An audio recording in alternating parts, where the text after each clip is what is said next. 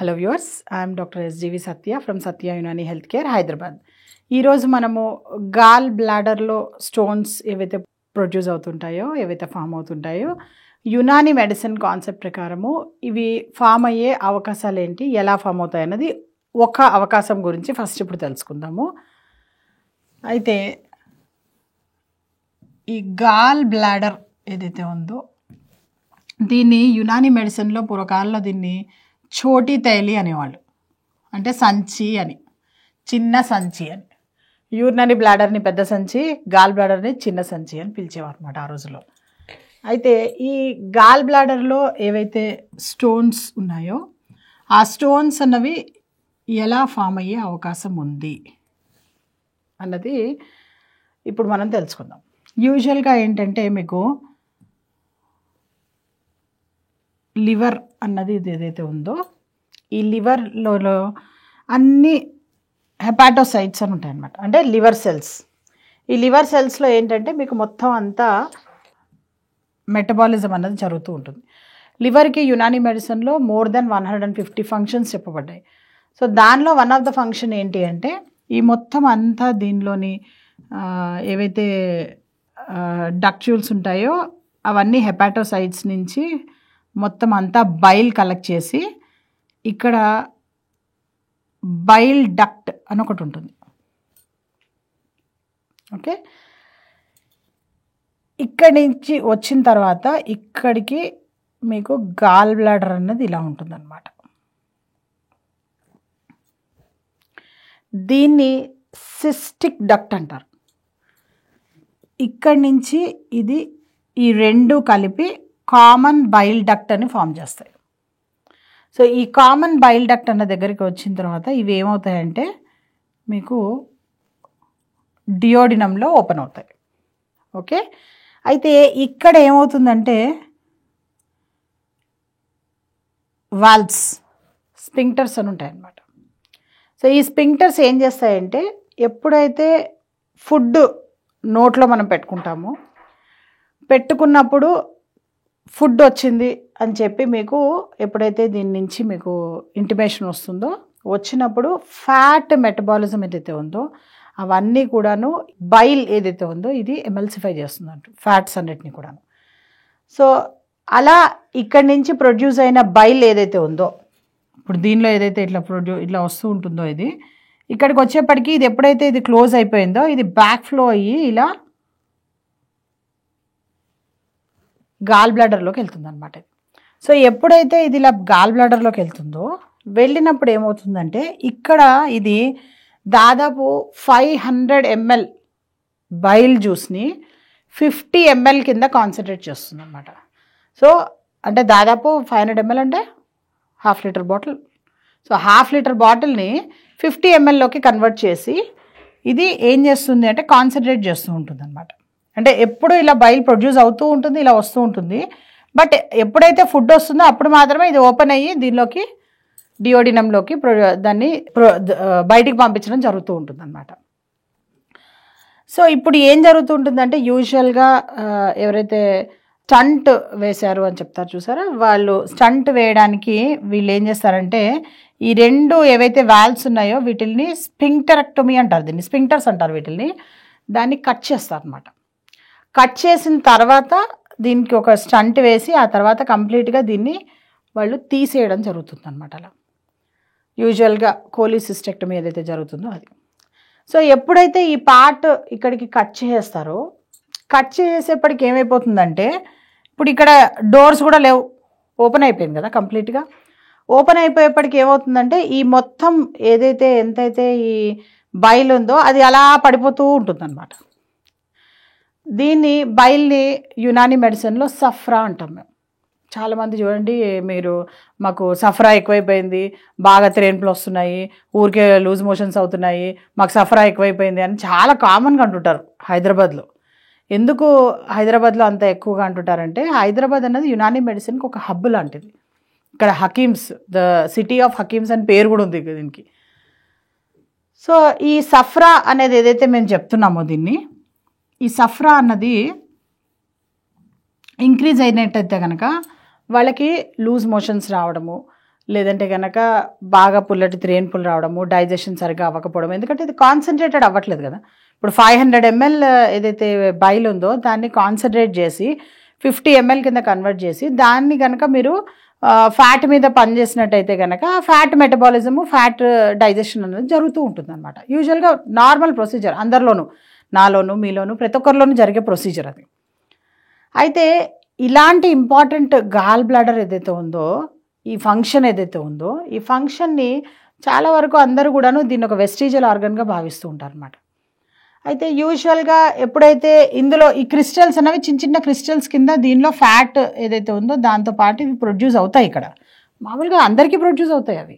ఏదో only gall bladder stones వచ్చిన వాళ్ళకని కాదు, ప్రతి ఒక్కరికి కూడా చిన్న చిన్న క్రిస్టల్స్ ఫామ్ అవుతూనే ఉంటాయి, అవి వస్తూనే ఉంటాయి, దీనిలో ప్రొడ్యూస్ అవుతూనే ఉంటాయి, బయటికి వెళ్ళిపోతూనే ఉంటాయి అవి. అయితే ఎప్పుడైతే మీరు చాలా ఏమంటారు హెవీగా ఆయిల్ డైట్ ఎక్కువగా తీసుకుంటారు, ఆయిల్ ఫ్రీ డైట్స్ కాకుండా విపరీతంగా అంటే మాటికి చీజ్ తీసుకోవడము, మాటికి ఏమంటారు నోరు అన్నది. ఇప్పుడు పూర్వకాలంలో కూడాను మీరందరూ అనుకుంటున్నట్టు పూర్వకాలంలో కేవలం పొద్దున్న తినేవాళ్ళు, రాత్రి తినేవాళ్ళు, మధ్యలో తినేవాళ్ళు కాదు అని కొంతమంది అనుకుంటుంటారు. రాంగ్ కాన్సెప్ట్ అది. ఆ రోజుల్లో అసలు ఎక్కడ నడవడానికి నడకే కానీ ఎక్కడ ట్రాన్స్పోర్ట్ ఉండేది కాదు. సో దారి పొడుగునా వాళ్ళకి పళ్ళ చెట్లు అక్కడ ఇక్కడ ఫుల్ ఉండేవి, అవన్నీ కోసుకొని తింటూనే వెళ్ళేవాళ్ళు ఎప్పుడు కూడా ఆ రోజుల్లో కూడాను. సో అలాంటి హెల్తీ ఫుడ్ వాళ్ళు తిన్నారు కాబట్టి వాళ్ళకి అది అంత డైజెస్టివ్ ప్రాబ్లమ్స్ ఉండేవి కాదు. ఇప్పుడు మీరు కూడా అటు ఇటు తింటున్నారు ఓకే, కానీ తింటున్నది ఏంటి? ఫ్రూట్స్, వెజిటబుల్స్ ఇవి కాదు కదా తింటున్నది. బర్గర్లు, పిజ్జాలు, మిర్చి బండాలు, బజ్జీలు, రిఫైన్డ్ ఆయిల్స్ ఎక్కువగా బాడీలోకి వెళ్ళిపోయేప్పటికి ఏమవుతుందంటే ఈ క్రిస్టల్స్ అనేవి ఎక్కువగా ఫామ్ అవుతూ ఉంటాయి. ఫామ్ అయ్యేప్పటికి ఏమవుతుందంటే అవన్నీ కూడాను బ్యాక్ ఫ్లో ఎప్పుడైతే ఇక్కడికి వస్తుందో కాన్సన్ట్రేషన్ చేసే ఈ ప్రక్రియలో స్లోగా ఇక్కడ ఏంటంటే ఒక స్లడ్జ్ ఫామ్ అవ్వడం స్టార్ట్ అవుతుంది అనమాట. స్లడ్జ్ అంటే ఇసుక లాగా ఏదైతే గాల్ బ్లాడర్లో కింద స్లోగా ఫామ్ అవుతుంటుందో దాన్ని స్లడ్జ్ అంటారు అనమాట. సో ఈ స్లడ్జ్ అన్నది మీకు ఫుడ్ మాటికి మీరు ఆయిల్ ఫుడ్ లోపలికి వేయడం వల్ల, లంచ్లో ఆయిల్ ఫుడ్ తీసుకోండి ఓకే, లేదంటే కనుక బ్రేక్ఫాస్ట్లో ఆయిల్ ఫుడ్ తీసుకోండి ఓకే, డిన్నర్లో ఆయిల్ ఫుడ్ తీసుకోండి, అట్లా రోజుకి ఒక 3 సార్లు అట్లా ఎప్పుడో మీరు తీసుకున్నారు అంటే కనుక ఈ గాల్ బ్లాడర్ ఏమవుతుందంటే ఆయిల్ రాగానే దీనికి ట్రిగర్ అవుతుంది, దానిలో ఉన్న కాన్సన్ట్రేటెడ్ మొత్తం దానిలోకి వెళ్ళిపోతుంది, అయిపోతుంది అక్కడికి.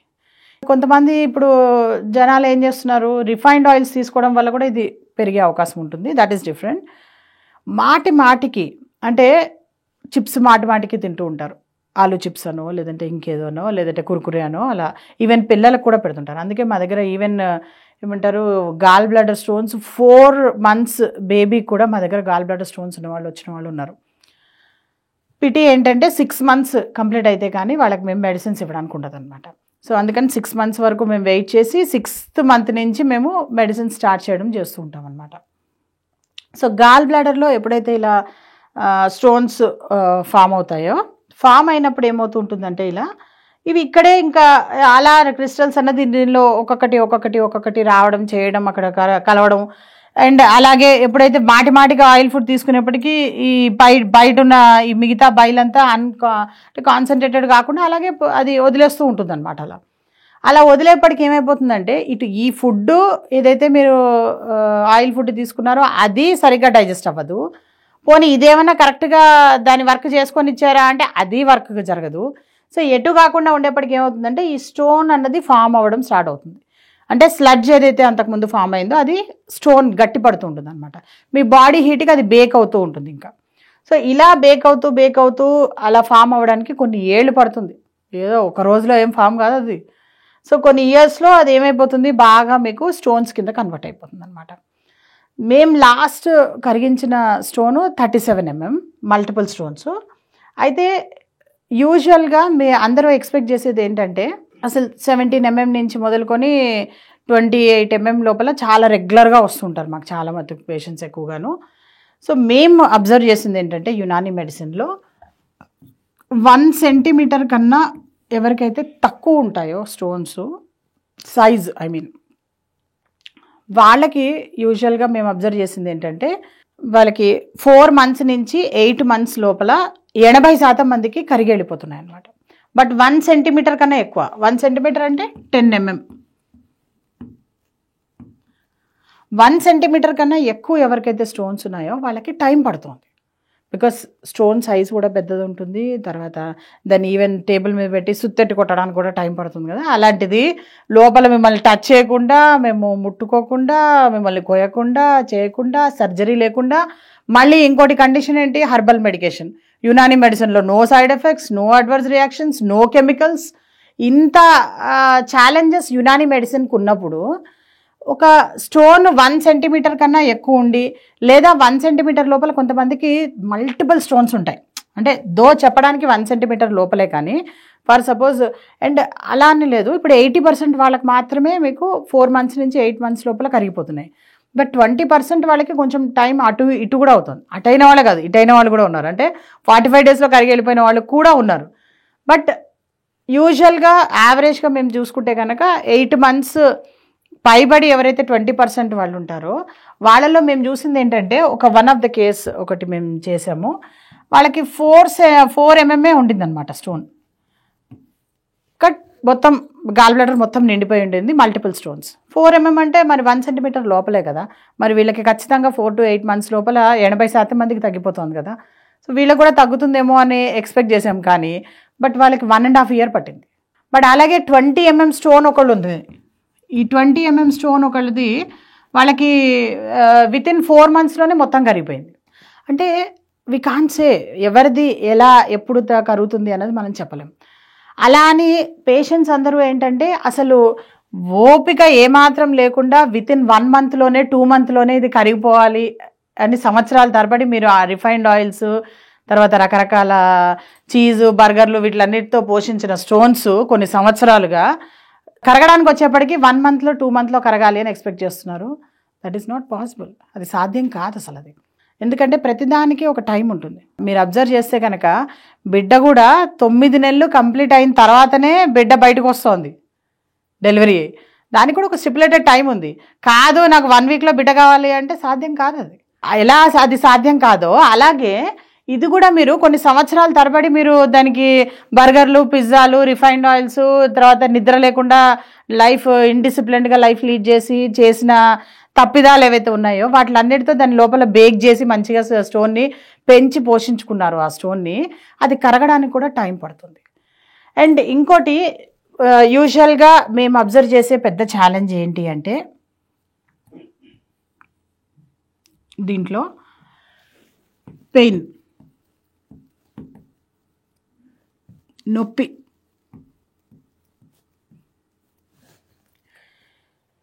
గాల్ బ్లాడర్ స్టోన్స్లో ఎవరికైతే నొప్పి వస్తుందో యూజువల్గా మేము అబ్జర్వ్ చేసింది ఏంటంటే, ఒకటి వాళ్ళు నాన్ వెజ్ తిన్నప్పుడు, 2 refined oils or any other oils వాళ్ళు కనుక తిన్నట్టయితే కనుక యూజువల్గా యునాని మెడిసిన్లో మేము ఏంటంటే ఫస్ట్ 4 months వాళ్ళకి కంప్లీట్గా అసలు ఆయిల్ ఫ్రీ డైట్ తినిపిస్తాం మేము. 4 months తర్వాత వాళ్ళకి నొప్పి రావట్లేదు అని మేము ఎప్పుడైతే నిర్ధారణ చేసుకుంటామో అప్పుడు వాళ్ళకి వెన్నతో తినండి అని చెప్పి మేము వాళ్ళని ఫ్రీ ఇస్తుంటాం అన్నమాట. సో ఇలా నూనె ఒక బొట్టు లోపలికి వెళ్ళినా, లేదా మెట్లు ఎక్కినా, లేదా పెద్ద పెద్ద బరువులు ఎత్తినా, లేదంటే కనుక పెద్ద పెద్ద దూర ప్రయాణాలు చేసినప్పుడు కూడాను పెయిన్ వాళ్ళకి వస్తున్నట్టుగా మేము అబ్జర్వ్ చేసాం కొన్ని కేసెస్లో. సో ఇవేవి ఎవరైతే చేయకుండా ఉంటున్నారో వాళ్ళకి పెయిన్ రావట్లేదు, మిగతావి యునాని మెడిసిన్స్ ద్వారా వాళ్ళకి కరగడం జరుగుతుంది అనమాట. అయితే నొప్పి వచ్చినప్పుడు ఆపరేషన్ చేయడానికి ఒక చక్కటి ఉదాహరణ చెప్పాలి అంటే కనుక, ఈ మిలిటరీ హాస్పిటల్స్ ఎన్నైతే ఉంటాయో యూజువల్గా వాళ్ళు ఏంటంటే చాలా డిసిప్లిన్డ్గా పద్ధతి ప్రకారం ఉంటారు వాళ్ళు చాలా ఎక్కువగాను. అందరికీ అందుకే మిలిటరీ హాస్పిటల్ అంటే కూడా ఎక్కువ నమ్మకం ఉంటుంది. ఎందుకు మిలిటరీ హాస్పిటల్లో ఏంటంటే వాళ్ళు దే ఫాలో ద రూల్స్ అనమాట. ఇంగ్లీష్ మెడిసిన్ కూడా రూల్స్ ఉన్నాయి, అదేం రూల్స్ లేనివి కాదు. కొంతమంది పాటిస్తున్నారు, కొంతమంది పాటించట్లేదు, అది వేరు సంగతి. కానీ బట్ యాక్చువల్గా ఏంటంటే వాళ్ళ దగ్గర మిలిటరీ హాస్పిటల్లో రూల్ ఏంటంటే, ఒక పేషెంట్ నొప్పి వచ్చి వాళ్ళ దగ్గర మినిమం ఒక 8 to 10 times, ఎన్నిసార్లు 8 నుంచి 10 సార్లు వాళ్ళ హాస్పిటల్లో అడ్మిట్ అయ్యి సివియర్ పెయిన్తో అడ్మిట్ అయ్యి వాళ్ళకి మేము అనాల్జెసిక్స్ ఇచ్చి తగ్గించి ఆ తర్వాత మళ్ళీ ఇంటికి పంపించి వాళ్ళకి మళ్ళీ డైట్ గురించి చెప్పి వాళ్ళకి పంపిస్తారు. అప్పటికీ వాళ్ళకి తగ్గట్లేదు నొప్పి అంటే కనుక దెన్ 10వ సారి తర్వాతనో వాళ్ళు ఆపరేషన్ చేసి గాల్ బ్లాడర్ తీసేయాలి అనేది రూల్. ఇప్పటి పరిస్థితి ఏంటంటే అసలు ఒకసారి పెయిన్ రాగానే వెంటనే ఆపరేషన్ చేసి గాల్ బ్లాడర్ తీసేస్తున్నారు. అది కాదు అసలు యాక్చువల్గా. So please wait. అనవసరంగా ఒక ఆర్గాన్ని పోగొట్టుకోకండి. పైగా ఇంట్లో వాళ్ళు, చుట్టుపక్కల వాళ్ళు అందరూ కూడాను వాళ్ళు డాక్టర్స్ కాకపోయినా వీళ్ళని టెన్షన్ పెట్టి, ఇంకా ఆల్రెడీ ఆ టెన్షన్ పెట్టే పార్ట్ కార్పొరేట్ హాస్పిటల్స్ ఎంత చేయాలో పాపం వాళ్ళు శాయశక్తిలో ప్రయత్నించి అంతా చేస్తున్నారు వాళ్ళు. కానీ ఇంకా చుట్టుపక్కల వాళ్ళు, ఇంట్లో ఉన్న వాళ్ళు వాళ్ళకి ధైర్యం చెప్పాల్సింది పోయి ఇంకా వాళ్ళని ఎక్కువగా భయపెట్టేసి పాపం వాళ్ళకి ఏంటంటే వాళ్ళు ఒకవేళ ముందుకొచ్చి వాళ్ళు వెయిట్ చేసి యునాని మెడిసిన్ తీసుకోవడానికి ముందుకొచ్చినా కానీ చాలా మటుకు ఇలా కూడా జరిగి పాపం వాళ్ళు అనవసరంగా గాల్ బ్లాడర్ని పోగొట్టుకుంటున్నారు. అండ్ ఇంకోటి, గాల్ బ్లాడర్ అనేది వెస్టిజియల్ ఆర్గన్ ఏం కాదు. దానికి ఇంత ప్రాముఖ్యత, ఇంత వర్క్ ఉంది. దానికి ఉండే వర్క్ దానికి ఉంది. అంటే మనము వేస్ట్గా పనులు చేస్తుంటామేమో కానీ పైన భగవంతుడు ఏ రాయి రప్పని ఆయన క్రియేట్ చేసినా దానికంటూ ఒక వర్క్, ఒక ఇది దాంతోనే క్రియేట్ చేస్తున్నారు ఆయన. సో దీనికి ఉండే వర్క్ దీనికి కూడా ఉంది. కాకపోతే ఏంటంటే గాల్ బ్లాడర్ తీసేస్తే కనుక మనిషి చనిపోడు, ఒప్పుకుంటాను నేను. లివర్ కట్ చేస్తే చనిపోయినట్టుగా మనిషి గాల్ బ్లాడర్ తీసేస్తే చనిపోడు, ఒప్పుకుంటాను నేను. కానీ జీవితాంతం వాళ్ళకి ఎసిడిటీ ప్రాబ్లం వస్తూనే ఉంటుంది. జీవితాంతం వాళ్ళకి ఏమంటారు లూజ్ మోషన్స్ అవుతూనే ఉంటాయి. జీవితాంతం వాళ్ళకి ఈ గాల్ బ్లాడర్ తీసేసిన తర్వాత నెక్స్ట్ భయం ఏంటంటే లివర్ ఎక్కడ డ్యామేజ్ అవుతుందో అన్న భయంతోనే బతకాలి వాళ్ళు. ఇంకోటి మేము అబ్జర్వ్ చేసింది ఏంటంటే ఎవరికైతే గాల్ బ్లాడర్ తీసేసిన వాళ్ళకి రాత్రిళ్ళు నిద్ర పట్టక హార్మోనల్ ఇంబ్యాలెన్సెస్ కూడా చాలా ఎక్కువైపోతున్నాయి వాళ్ళకి. And of course fat metabolism అనేది ఎట్లయినా అది డివియేట్ అవుతుంది. దాంతో ఏమైపోతుందంటే బాడీలో ఫ్యాట్ అనేది విపరీతంగా పేరుకుపోవడము, దాని ద్వారా మళ్ళీ ఇండైరెక్ట్లీ వేరే వ్యాధులు రావడం, ఇవన్నీ కూడా జరుగుతూ ఉంటుందన్నమాట. సో అందుకని దీని మీద మళ్ళీ నెక్స్ట్ ఎపిసోడ్ మళ్ళీ చేసుకుందాము. గాల్ బ్లాడర్ స్టోన్స్ మీద తర్వాత ఏం జరుగుతోంది లోపల అన్నది మనము యునాని కాన్సెప్ట్లో. సో నెక్స్ట్ ఎపిసోడ్స్లో మళ్ళీ తెలుసుకుందాం. Thank you so much.